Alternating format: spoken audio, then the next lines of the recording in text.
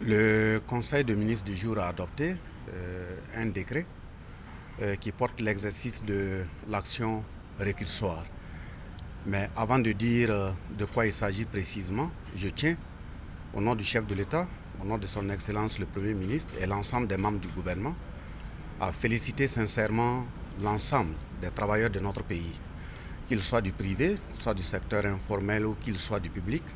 Ils sont à féliciter pour leur résilience, leur investissement, leur esprit de sacrifice qui permet à notre nation de tenir.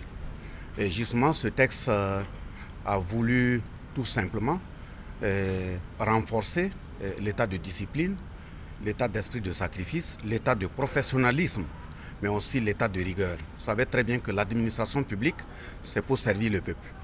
Et pour servir le peuple, il faut un certain nombre de critères, il faut un certain type de comportement, d'attitude, qui colle avec les règles, qui respectent en tout cas le fondamental d'une vie en République.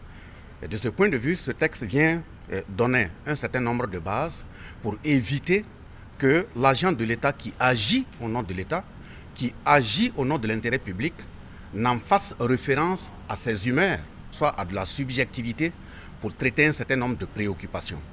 Autrement dit, si un agent de l'État qui agit au nom de l'État venait à prendre une décision qui a un impact négatif sur autrui, si autrui porte plainte en justice par rapport à cette décision, et si toutefois la justice donnait raison à autrui, l'État doit prendre toutes ses responsabilités réglées. Mais ça ne doit pas se limiter à ce règlement. L'État va se retourner contre cet agent indélicat qui a agi sans professionnalisme, qui a agi sans discipline et qui a agi également sans rigueur. C'est pour dire que dans la mise en œuvre des lois, dans la mise en œuvre des règlements, des décrets, des arrêtés et autres, il faut vraiment s'entourer du maximum de rigueur, de discipline et de professionnalisme pour ne pas en faire à sa tête.